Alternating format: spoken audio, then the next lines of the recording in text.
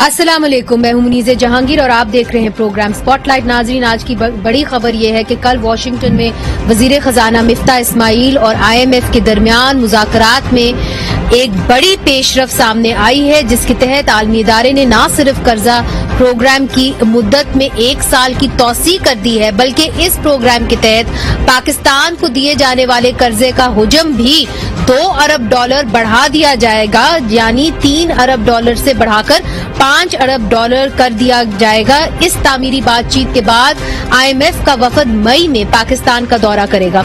इससे बावजूद हुकूमत को थोड़ी देर के लिए तो सुख का सांस आया है, पर IMF की तरफ से ये शर्त आयद की गई है कि तेल और बिजली की कीमतों में सब्सिडी मुकम्मल खत्म की जाए। इसका मतलब ये है कि इन चीजों की कीमतें जो है वो बढ़ेंगी। वजीर खजाना मिफ्ता इस्माइल की तरफ से कहा गया है कि स्टेट बैंक की खुद मुख्तारी को खत्म नहीं किया जाएगा। तो क्या IMF के प्रोग्राम से मुल्क की मौजूदा मईशत को इस्तेहकाम मिलेगा?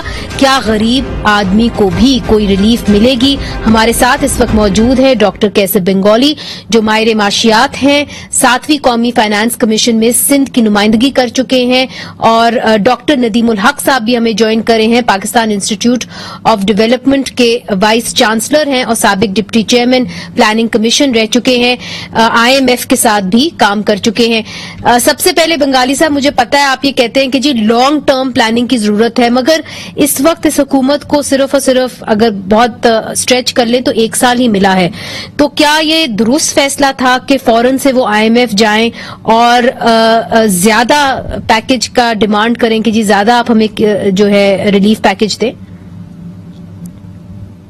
जी शुक्रिया मुनीज़े, ये तो कोई चॉइस नहीं था, IMF के पास तो जाना ही था, क्योंकि एक किस्म के मिडिल ऑफ द प्रोग्राम में है इस वक्त, और जो पाकिस्तान की माशी हालात है उसमें IMF से इस वक्त हम मुंह नहीं फेर सकते हैं।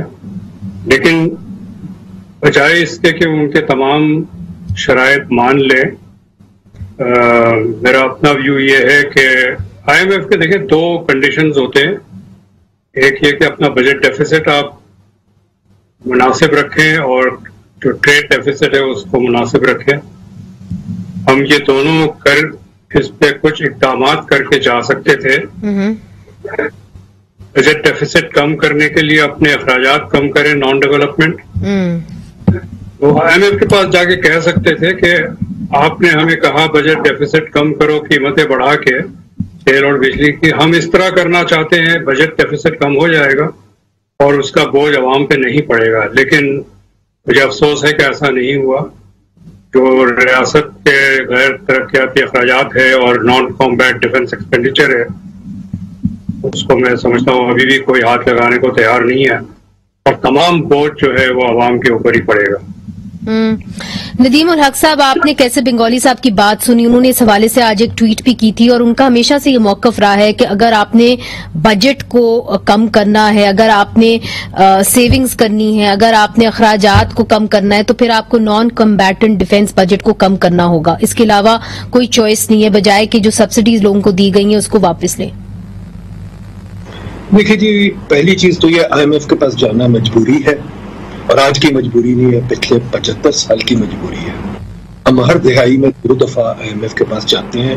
हमारी प्लानिंग लॉन्ग टर्म, बिल्कुल मैं इनसे एग्री करता हूँ, कोई प्लानिंग नहीं है, कुछ नहीं है।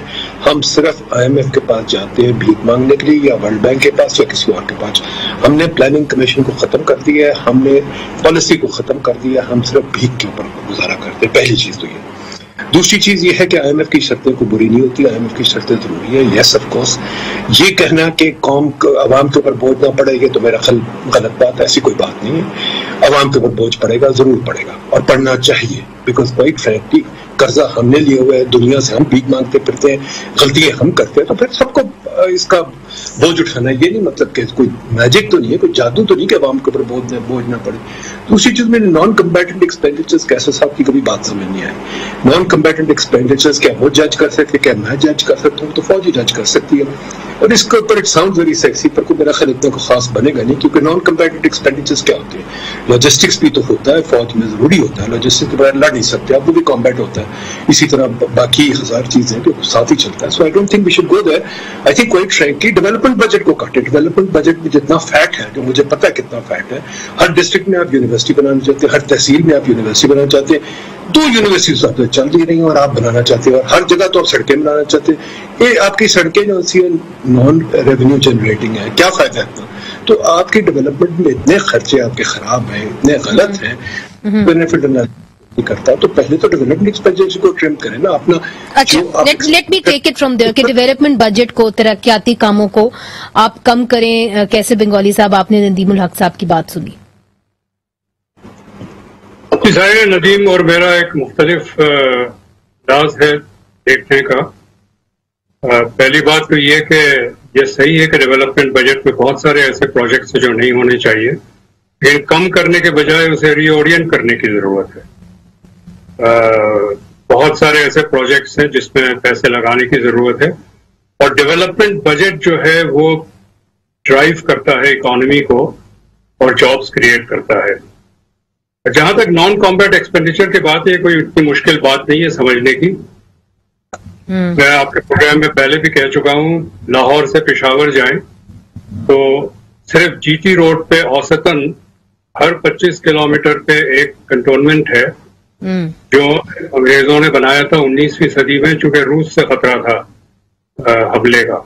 آج ماسکو تک دوستانہ ہے ہمارے تعلقات ہے، اور ان میں سے 3 4 کے علاوہ یا 5 کے علاوہ شاید ضرورت نہیں ہے. میں یہ ماننے کو تیار نہیں ہوں کہ فوجیوں کو پتا ہے کیا ہونا چاہیے اور ہمیں نہیں پتا. یہ تو بہت واضح ہے اور یہ ثبوت بھی ہے، چونکہ یہ کنٹونمنٹ کی جگہ جو ہے، چاہے کراچی ہو لاہور ہو، وہ فوج کمرشل یوز کے لیے دے رہی ہے، پرائیویٹ ہاؤسنگ کے لیے دے رہی ہے، تو ظاہر ہے اس کے ملٹری یوز نہیں ہے.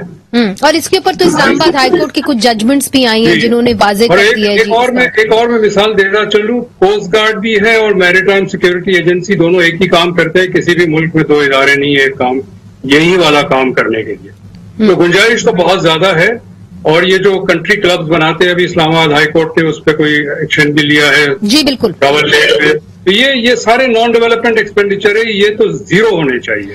نہیں، بالکل زیرو ہونے چاہیے، مگر تبھی ہوگا جب پاکستان کے اندر مکمل طور پر جمہوری عمل جو ہے وہ کئی عرصے تک رہے گا.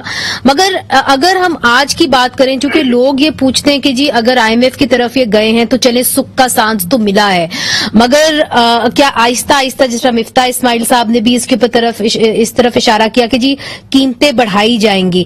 تو ندیم صاحب دیکھیے، عام لوگ جو ہیں، ظاہر ہے پاکستان کے اندر بہت بڑا طبقہ ہے جو غربت کی لکیر سے نیچے رہتا ہے.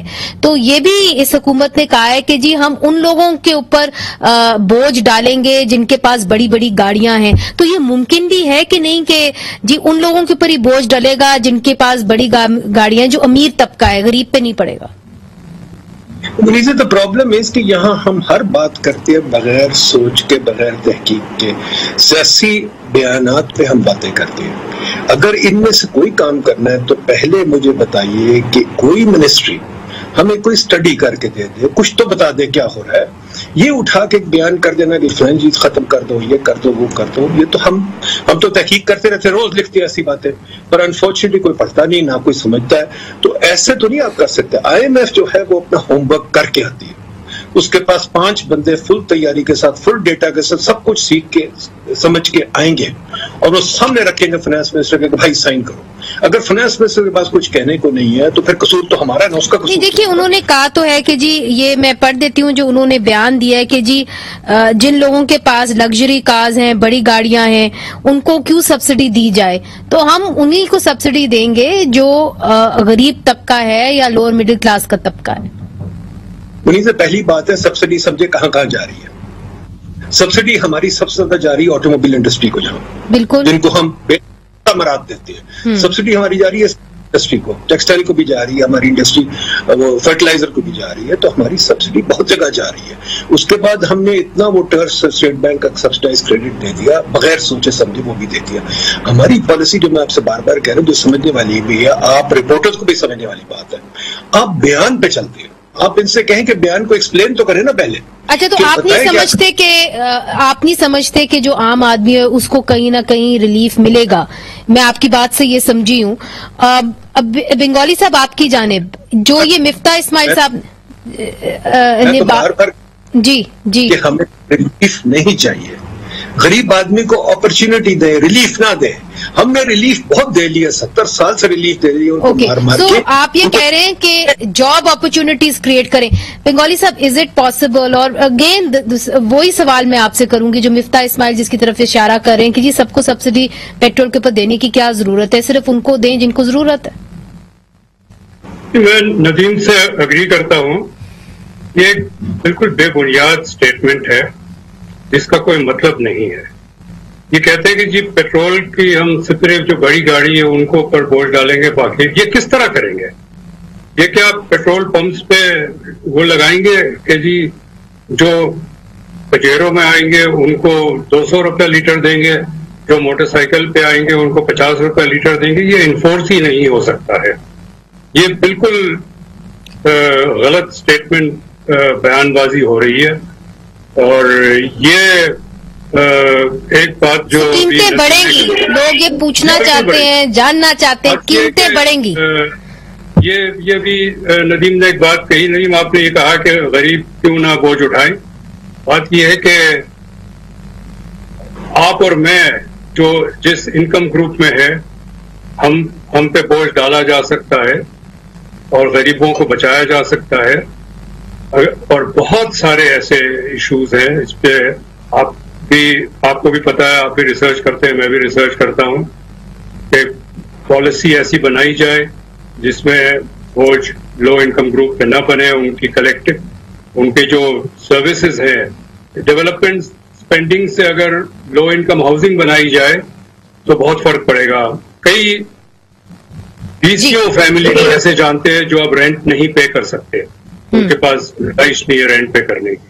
अगर अच्छी तालीम हुकूमत दे तो मजबूरन लोगों को प्राइवेट स्कूल में नहीं भेजना पड़ेगा, क्योंकि स्कूल की फीस इतनी ज्यादा है कि घर में खाने को नहीं बचते हैं। ठीक, ये बिल्कुल बात तो सही है। नदीम भी शायद इसी पे इशारा करते हैं कि हमें पिछले 40-50 साल में कोई डायरेक्शन लेस चले हैं, पैसे आ जाते हैं, हम कहते हैं जी बस बहुत हो गया, अगले 6 महीने तो चल जाएगा, बाद में देखा जाएगा। ये पिछले 20 साल तो ऐसे ही चला है और अभी भी लगता है ऐसे ही चल रहा है। तो आपको ज्यादा उम्मीद नहीं नजर आ रही, ना ही नदीमुल हक साहब को नजर आ रही है। इसके अंदर कम से कम आपका इत्तेफाक है। बहुत बहुत शुक्रिया। I have to leave it there. Doctor Nadimul हक साहब और डॉक्टर कैसर बंगाली साहब दोनों ये कह रहे थे कि इस वक्त जो हुकूमत ने बयानबाजी की है, बयान दिए हैं मिफ्ता इस्माइल साहब ने, ये सियासी बयानात थे। हमें ऐसा नहीं लग रहा कि कोई सोची समझी स्ट्रैटेजी के तहत जो है मईशत के हवाले से ये हुकूमत जो है आगे चल रही है। नाजरीन, इधर एक वक्फा लेते हैं, वक्फे के बाद आपको दिखाएंगे कि कवानीन के हवाले से क्या ये जो मौजूदा हुकूमत है उनका प्लान क्या है। वजीर कानून जो है वो कहते हैं कि हम अवाम दोस्त कवानीन लेके आएंगे, वो क्या अवाम दोस्त कवानीन होंगे आपको बताएंगे वक्फे के बाद। वेलकम बैक नाजरीन। पाकिस्तान में बड़े कम इंतखाबात हुए हैं जो कानून की बालादस्ती, आजादी इजहार राय, जमहूरी इक़दार के फरोग और इंसानी हकूक के तहफ़्फ़ुज़ पर हों। हाल ही में कौमी असम्बली में पेश होने वाली तहरीक अदम एतमाद इन्हीं कुछ इशूज की वजह से जो है वो कामयाब हुई। साबिक वज़ीर कानून फारूक नसीम ऐसे कवानीन लेकर आए जिनकी न सिर्फ उस वक्त की अपोजिशन ने मुजम्मत की बल्कि सहाफ़ी और बुकला बरादरी भी सरापा एहतजाज रहे। अब जबकि वज़ीर कानून एक ऐसे शख्स बने हैं जो तहरीक इंसाफ की तरफ से लाए गए कवानीन की मुखालफत कर चुके हैं, तो सवाल उठता है कि क्या वो आजादी इजहार राय के लिए और जमहूरी इक़दार की बहाली के लिए राह हमवार कर पाएंगे या नहीं। नैब के इदारे का मुस्तकबिल क्या होगा। जिन कवानीन की वजह से आजादी इजहार राय पर पाबंदी लगी, यानी असल पीका कानून में तरमीम हो पाएगी या नहीं। کیا غداری کا الزام لگا کر حراست میں لینے کا عمل رک پائے گا یا نہیں؟ جبری گمشدگیوں کی روک تھام، تشدد کے خلاف قانون، اسلام آباد میں گھریلو تشدد کے خلاف بل، انسداد ریپ قانون، یہ وہ قوانین ہیں جن کو پچھلی حکومت نے متعارف کروایا. کیا ان قوانین کو عملی جامہ پہنایا جائے گا یا نہیں؟ اور الیکشن کب ہوں گے؟ کیا اسمبلیاں اپنی مدت پوری کریں گی کہ نہیں؟ ہمارے ساتھ اس وقت موجود ہیں نون لیگ کے سینیٹر اعظم نذیر تارڑ جو وفاقی وزیر قانون ہیں اس وقت ہمارے ساتھ. بہت بہت سب سے آپ کو پہلے مبارک ہو تارڑ صاحب کہ آپ کو یہ عہدہ ملا. تارڑ صاحب، بطور وزیر قانون آپ کی ترجیح کیا ہوگی؟ چونکہ وقت آپ کے پاس کم ہے، کچھ مہینے ہی آپ کے پاس ہیں، میکسیمم 1 سال ہوگا، تو آپ کی ترجیح کیا ہوگی بطور وزیر قانون؟ دیکھیے منیزے، میں تو کیونکہ شعبہ وکالت سے میرا تعلق ہے اور اس سے زیادہ مجھے اس بات پہ فخر ہے کہ میں جو وکلا پالیٹکس میں اس گروپ سے تعلق رکھتا ہوں جس نے ہمیشہ ہیومن رائٹس کی بات کی ہے، اور میری گروپ کی جو سربراہ مرحومہ آسمہ جہانگیر، انہوں نے ساری عمر اسی جدوجہد اور اس کوشش میں گزاری کہ ایک انصاف پسند معاشرہ قائم ہو جس میں سب کے حقوق جو ہیں وہ بحال رہیں اور ایک عام آدمی تک جو انصاف کی رسائی ہے وہ ممکن ہو. میری پارٹی کا منشور بھی کچھ اسی طرح کا ہے اور ہم تو خود اس کرب سے اور اس اذیت سے گزر کے آئے ہیں، تو انشاءاللہ العزیز وقت کم ہے، لیکن مجھے امید ہے کہ ہمارے جو کولیشن پارٹنرز ہیں ان کی سپورٹ حاصل ہے اس حوالے سے. تو قوانین کو عوام دوست بنانے کے لیے اور ان میں سمجھتا ہوں کہ جو اسٹیٹ کے پارٹ میں سختی ہے اس عنصر کو پبلک اور جو انڈیویجولز کے رائٹس ہیں ان کے ساتھ بیلنس کرنے کے لیے کچھ ایریاز ہیں لاس کے جن پہ فوری کام ہو سکتا ہے، جس میں فوجداری قوانین میں کچھ ترامیم ہیں، اور جیسے آپ نے کہا کہ اظہار آزادی رائے کے حوالے سے بڑا کالا قانون دیا گیا، اس میں ترامیم ہونی ہے. اکاؤنٹیبلٹی کے نام پہ لوگوں کے حقوق پہ ڈاکے ڈالے گئے، اس میں ترامیم کا پیکج ہم تیار کر رہے ہیں. اور جو کچھ اچھے قوانین پچھلی حکومت نے دیے ہم انہیں بالکل ریپیٹ کرنے نہیں جا رہے ہیں، ان کو عملی جامہ پہنائیں گے. ہمارا جو مقصد ہے وہ اس قلیل عرصہ میں یا جتنا بھی ٹائم ہے ہمارے پاس، ہم کوشش کریں گے کہ اس ملک کو کچھ اچھے قوانین دے کے جائیں، اور اس کے لیے مجھے یہ امید ہے کہ جو اتحادی جماعتیں ہیں وہ پورا تعاون کریں گی. انہوں نے ہمیں یہ مینڈیٹ دے رکھا ہے. مگر تارڑ صاحب، اگر ہم بات کریں سب سے پہلے تو ای سی ایل کے اوپر آ جائیں تو ای سی ایل میں کافی زیادہ جو قائدین ہیں ان کے نام جو ہے نکال دیے گئے ہیں پاکستان مسلم لیگ نون کے، مگر دیکھیے اس کے اندر محسن داور کا نام ابھی تک وہاں پہ ہی موجود ہے، خود رانا ثناء اللہ صاحب کا نام موجود ہے جو انٹیریئر منسٹر ہیں، تو انٹیریئر منسٹری نے ان کا نام نہیں نکالا ایگزٹ کنٹرول لسٹ سے. زرداری صاحب کا نام جو ہے وہ اس وقت موجود ہے. تو یہ سب کچھ کیسے ہوگا؟ کب آپ ایسی ترمیم لائیں گے جس کے تحت جو ہے ان لوگوں کے نام بھی نکالے جائیں جو لوگ سمجھتے ہیں، عام لوگوں کے نام بھی اس کے اندر ہے؟ میں تو کئی ایسے کیسز بھی دیکھے ہیں کہ خاوندوں نے اپنی بیویوں کے نام ڈال دیے ہیں ڈیورس کے بعد ای سی ایل میں. تو کب کوئی قاعدہ آپ بنائیں گے اس حوالے سے؟ بہت شکریہ منیزے، آپ نے اس طرف بھی بات کرنے کا موقع دیا. دیکھیے ای سی ایل میں جو آپ کہہ رہے ہیں نا کچھ لوگوں کے نام نکلے، وہ کچھ نہیں ہے، وہ سینکڑوں نام نکل چکے ہیں اور سینکڑوں اور نکلیں گے. ہم نے 18-20 لوگوں کو فائدہ نہیں دیا، نہ ان کے انڈیویجولی. ایک صورت یہ تھی کہ ہم جو کابینہ کے اراکین تھے صرف یہ لکھنا تھا کہ وہ کار سرکار کے لیے سفر کرنا چاہتے ہیں اور ملکی وقار کا مسئلہ ہے، اس بات پہ ان کے نام نکل سکتے تھے. لیکن سب کمیٹی جو مجھے تفویض کی گئی اور مجھے یہ ٹاسک دیا گیا، ہم نے وہ کیسز جن کی کیٹیگری مین ایکٹ سے متصادم نہیں ہوتی اس میں ہم نے اپر کیپنگ جو ہے وہ 4 مہینے کی کر کے رول امینڈ کیا، اور اس کی وجہ سے جو 5000 ایکٹیو کیس تھا ای سی ایل میں اس میں سے کم و بیش 2,500 لوگوں کو اس کا فائدہ پہنچا ہے، اور ان میں سے سینکڑوں لوگ ابھی تک نکل چکے ہیں اور یہ اسکریننگ کا پروسیس جاری ہے. رہی بات آپ نے کچھ نشاندہی کی ایسے لوگوں کی جن کے مقدمات ممنوعہ کیٹیگری میں ہیں، یعنی کہ وہ اینٹی ٹیررزم میں ہیں، اینٹی اسٹیٹ میں ہیں، اینٹی نارکوٹکس میں ہیں، اس کے لیے ہمیں مین جو ایکٹ ہے اس میں ترمیم کی ضرورت ہے. اور دیکھیے قانون کا مس یوز روکنا زیادہ ضروری ہے. قانون ریزنیبل ریسٹرکشنز اگر آپ نے اینٹی ٹیررزم کے کیسز میں، اینٹی اسٹیٹ کیسز میں، اینٹی نارکوٹکس میں اگر آپ نے ECL کا استعمال نہیں کرنا تو کہاں پہ کرنا ہے؟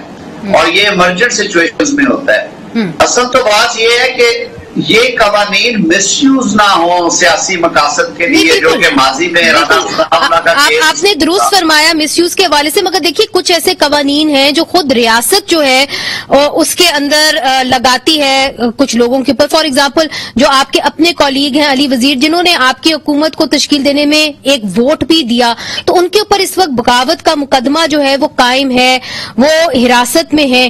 تو ان کے حوالے سے کیا حکومت جو مقدمہ ہے بغاوت کا وہ واپس لینے کا ارادہ رکھتی ہے؟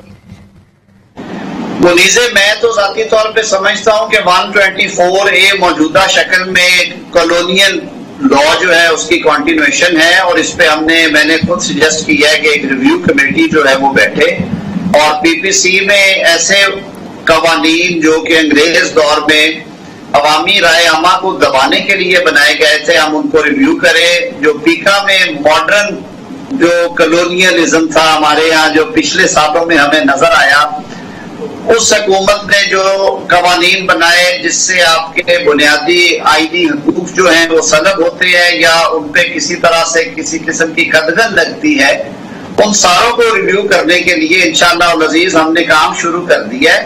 اور آئی ہوپ کہ جو متعلقہ سٹیک ہولڈرز ہیں ان سے ڈسکس کرنے کے بعد ہم مناسب ترامیم لائیں گے، اس حد تک کہ اگر یہ یکسر ختم نہیں بھی ہوتے تو کم از کم ان کے مس یوز کے اوپر افیکٹو لگائے جائیں. اور چونکہ تمام صحافی برادری یہ انٹرویو دیکھ رہی ہوگی، تو اگر کلیئر ہو جائے بات، آپ اوریجنل پیکا لا کے بارے میں بات کر رہے ہیں، اس کے اندر شک نمبر 37، شک نمبر 19، 20، اس کے اوپر بھی اعتراضات جو ہیں وہ Pakistan federal union of journalist کو رہے ہیں.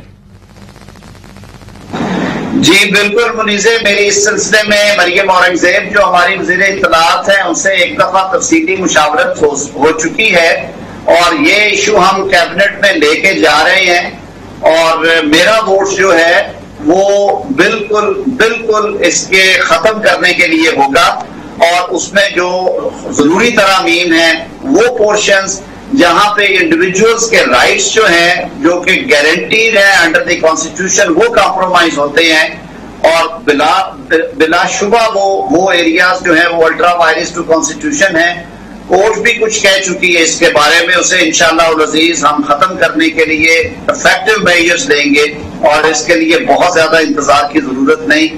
یہ ہمارا جو فوری ایجنڈا ہے پیکا لا اس میں شامل ہے.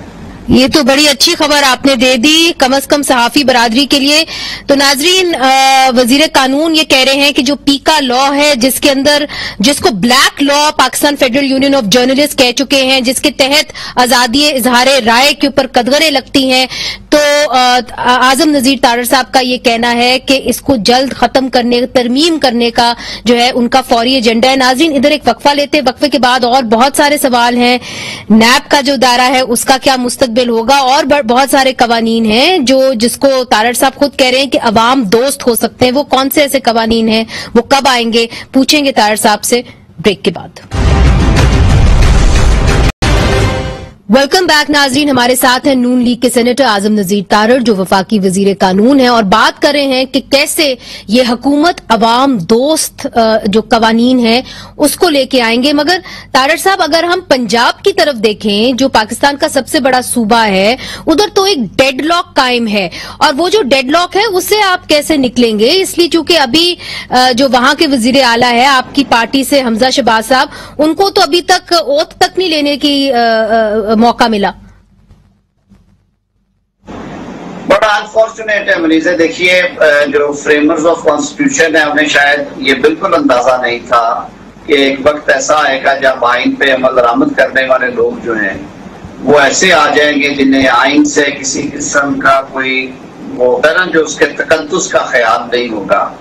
یہی ہو رہا ہے وہاں پہ. اب لکھی بات ہے، قانون یہ کہتا ہے آرٹیکل 130 کے چیف منسٹر کے الیکشن کے فوراً بعد یہ گورنر پہ ذمہ داری عائد ہوتی ہے کہ وہ حلف لیں گے چیف منسٹر سے، اور آپ نے رواجن دیکھا سال ہر سال سے یہ روایت رہی ہے کہ ادھر الیکشن ہوا ادھر 4-6 گھنٹے میں یا میکسیمم اگلے روز حلف ہو جاتا ہے، اور اس کے بعد چیف منسٹر جو ہے وہ اپنا آفس سنبھال لیتے ہیں۔ مگر تارڑ صاحب اب تو ڈیڈ لاک قائم ہے، تو اس ڈیڈ لاک سے کیسے پاکستان مسلم لیگ نون نکلے گی؟ چونکہ انہوں نے تو منع کر دیا ہے، وہ تو کہتے ہیں کہ جی میں کنونسڈ ہی نہیں ہوں کہ جو وزیر اعلیٰ ہے ان کا جو الیکشن ہے وہ قانون کے تحت ہوا ہے۔ وہ بالکل قانون کے تحت ہوا ہے، وہ عدالتی احکامات کے تحت ہوا ہے۔ عدالت نے اس میں جو گائیڈ لائنز دی تھی یا جو کورٹ کی آبزرویشن تھی اپنے فیصلے میں اس کے مطابق وہ الیکشن کروایا ڈپٹی اسپیکر پہ، اور عین آئین کے مطابق ہوا۔ میجورٹی نے ووٹ کیا حمزہ شہباز صاحب کے حق میں، اسی وجہ سے لاہور ہائی کورٹ نے گزشتہ دنوں میں یہ آرڈر جاری کیا، اور اس میں انہوں نے اس توقع کا اظہار کیا کہ صدر مملکت کیونکہ ایک ہائیسٹ کانسٹیٹیوشنل آفس ہے، کورٹ نے جوڈیشل ریسٹریٹ ایکسرسائز کرتے ہوئے پہلی دفعہ انہیں حکم جاری نہیں کیا، بلکہ کورٹ نے یہ کہا کہ ہم ایکسپیکٹ کرتے ہیں کہ آپ بندہ مقرر کریں گے اور وہ اوتھ لیں گے، مگر اس کے باوجود اوتھ نہیں دیا جا رہا، تو اب آگے کا لائے عمل کیا ہوگا؟ وہ دوبارہ میٹر ہے اس وقت ہائی کورٹ میں، اور کل صبح وہ ٹیک اپ ہو جائے گا، اور مجھے کبھی یقین ہے کہ کورٹ صوبہ پنجاب میں جو ایک سنگین صورتحال ہے اس کو سامنے رکھتے ہوئے ایک افیکٹو آرڈر جاری کرے گی۔ انشاءاللہ یہی آئین منشا ہے، یہی قانون۔ اچھا طاہر صاحب، آپ نے چونکہ عوام دوست قوانین کی بات کی، تو کچھ ایسے بھی قوانین تھے جو پچھلی حکومت لے کے آئی تھی جو واقعی میں آپ بھی میں سمجھتی ہوں کہ اس کو اچھا سمجھتے ہوں گے، جس طرح کہ جبری گمشدگیوں کی روک تھام کے لیے ایک بل آیا تھا جس کے اوپر شرین مزاری صاحبہ نے کہا کہ جی وہ سینٹ میں جا کے خود ہی گم ہو گیا ہے، تو سینٹ میں تو آپ بھی ہیں، اس کے حوالے سے پاکستان مسلم لیگ نون کیا لائے عمل طے کرے گی؟ دیکھیے اس میں کچھ کورٹ ڈائریکشنز بھی ہیں، یہ جو فورس ڈسپیرنسز والا ہے، اور میں سمجھتا ہوں کہ یہ ایک درینہ مسئلہ ہے، اس کو حل ہونا چاہیے، اور اس کے حل کے واحد جو فورم ہے وہ پارلیمان کا فلور ہے، اس پہ بھی انشاءاللہ العزیز اس کو آگے بڑھائیں گے۔ اس کے علاوہ جو پازیٹیو چیزیں ہوئی ہیں، جیسے شروع میں آپ نے ذکر کیا اینٹی ریپ لاز ہیں، یا جو ڈومیسٹک وائلنس کا قانون ہے، اسی طرح کیپٹل ٹیریٹری کے حوالے سے کچھ ایک دو اور اسپیشل لاز دیے گئے، عورتوں کی جو وراثت کے قوانین ہیں ان کو تھوڑا سا اور فائن ٹیون کرنے کی ضرورت ہے۔ ان سارے قوانین کو بنانے کے بعد اب ضرورت ہے کیونکہ عمل درآمد جو ہے اس کو یقینی بنایا جائے، اور اس کے لیے انشاءاللہ العزیز ministry of law and justice جو ہے وہ بالکل افیکٹو میئرز لے گی۔ ہم جو لاجسٹک سپورٹ ہے وہ اس کے لیے ارینج کر رہے ہیں، اینٹی ریپ لا جو ہے اس کے لیے ہم کام کر رہے ہیں کہ جو اس کے لیے کمیشن بننے ہیں، اس کی نوٹیفیکیشن ہی نہیں ہوئی طاہر صاحب اب تک۔ اب دیکھیں ہمیں تو ابھی 4 دن ہوئے ہیں انہوں نے حکومت سنبھالے، یہ چیزیں کچھ ٹائم لیتی ہیں، لیکن یہ ہمارے جو فاسٹ ٹریک میں چیزیں ہیں یہ معاملات اس فاسٹ ٹریک پرائورٹیز میں ہیں۔ اور جو نیب کا ادارہ ہے اس کا کیا مستقبل ہے؟ منیزے دیکھیے میں ادارے کی حد تک تو میں بات نہیں کر سکتا، یہ پھر ایک دفعہ میں کہوں گا کہ یہ ایک بہت بڑا اور کلیکٹیو ڈیسیجن ہوگا، لیکن جو نیب لاز میں مناسب ترامیم ہیں جن کی وجہ سے آپ یہ ملک بچا سکتے ہیں۔ طاہر صاحب ایک چیز کلیئر کر دیے، ایک نیا لا آئے گا، ایک نیا ادارہ بنے گا، یا اسی ادارے کے اندر ترمیم کی جائے گی، اس کو بہتر کیا جائے گا؟ میرا خیال ہے کہ فی الحال جو ایک ٹرانزیشنل ٹائم سے گزر رہے ہیں اسی قانون کے اندر گنجائش ہے، کچھ ترامیم پچھلی حکومت نے کی، ان کو لیے حکومت کرنا مشکل ہو گیا تھا، اتنا پریشر تھا بزنس کمیونٹی اور بیوروکریسی کی طرف سے، اور کچھ ترامیم انہوں نے جان بوجھ کے نہ کی کیونکہ اپنے مخالفین کو اور زیادہ تنگ کرنا چاہتے تھے، ان کو اور زیادہ گرل کرنا چاہتے تھے۔ تو اب ہم ان ساری ترامیم کا ایک پیکج جو ہے وہ لا رہے ہیں جو کہ کنسنسس کے ساتھ آئے گا، جو جماعتیں اس وقت پارلیمان میں موجود ہیں، اور اس پہ کافی 80% پیش رفت ہو چکی ہے۔ عید کے بعد اسے مشاورت کے لیے پیش کیا جائے گا جو ہماری اتحادی جماعتیں ہیں ان کے سامنے، اور مجھے امید ہے کہ اس میں کوئی ایسی شک نہیں ہے جس پہ کسی کو اعتراض۔ ایک خدشہ کیا اظہار کیا جاتا ہے پاکستان تحریک انصاف کی طرف سے، وہ کہتے ہیں کہ ہمارے خلاف اب انتقامی کارروائی ہوگی، خاص طور پہ سابق وزیر اعظم عمران خان صاحب کہتے ہیں اور اپنے تقریروں میں بھی کہہ چکے ہیں کہ جی مجھے وکٹمائز کیا جائے گا، میرے اوپر جھوٹے نیب کے کیسز بنائے جائیں گے. کوئی ایسا ارادہ ہے موجودہ حکومت کا؟ جو آج صاحب مسند ہیں کل نہیں ہوں گے. کاش یہ سبق سیکھا ہوتا عمران خان صاحب نے اور اپنے دورے میں انہوں نے ایک خود ساختہ اکاؤنٹیبلٹی کیمپین کے ذریعے اپنے تمام سیاسی مخالفین کو دیواروں میں نہ چنا ہوتا تو ان کو یہ دل میں کبھی خدشہ یا تکلیف پیدا نہ ہوتی، یہ خوف نہ آتا. لیکن ایک چیز جو ہمارے وزیر اعظم صاحب نے اپنی پہلی سپیچ میں کہی اور وہ روز دہراتے بھی ہیں، وہ کہتے ہیں کہ کہیں پہ وکٹمائزیشن نظر نہیں آپ کو آئے گی، صرف قانون اپنا رستہ دے گا. اگر کسی نے صاحب یہ تو وہ بھی کہتے تھے پاکستان تحریک انصاف والے کہ جی قانون اپنا رستہ لے رہا ہے. منیزے اگر آپ دیکھیں پچھلے ایک ہفتے کی آپ پروگرس دیکھ لیں، آپ کو کتنی گرفتاریاں نظر آئی ہیں، آپ کو کتنے لوگوں کے نام ECL میں ڈلتے نظر آئے ہیں، آپ کو کتنے لوگ نظر بند ہوتے نظر آئے ہیں. دیکھیں ہم لوگ بالکل بائی بکس جائیں گے اور ایک آزاد خود مختار اکاؤنٹیبلٹی ادارہ جو ہے اس کو کھڑا کر کے اور ایک غیر متنازع چیئرمین لا کے ہر چیز اس کے حوالے کریں گے، خود نہیں کریں گے کچھ. بہت بہت شکریہ جناب اعظم نذیر تارڑ صاحب، وفاقی وزیر قانون. انہوں نے بات اپنے سامنے رکھی اور جو ایجنڈا ہے ان کا وہ بھی پرائرٹی جو ہے انہوں نے سامنے رکھی. انہوں نے کہا کہ وہ عوام دوست قوانین لے کے آئیں گے. ان کی نظر کے اندر جو بغاوت کا قانون ہے، انگریزوں کا بنایا ہوا جو قانون ہے، اس کے اندر ترمیم ہونی چاہیے. اور انہوں نے کہا جو پچھلے لاز پاکستان تحریک انصاف لے کے آئی تھی جس کے اندر انفورس ڈسپیرنسز کا بھی لا ہے، اس کے اوپر بھی کام ہوگا. اور جو جرنلسٹ کے لیے ایک اچھی خبر ہے وہ یہ ہے کہ جو پیکا کا جو قانون ہے اس کے اندر بھی ترمیم ہوگی. ناظرین، منیزہ جہانگیر کو آج کے لیے اجازت دیجیے. خدا حافظ.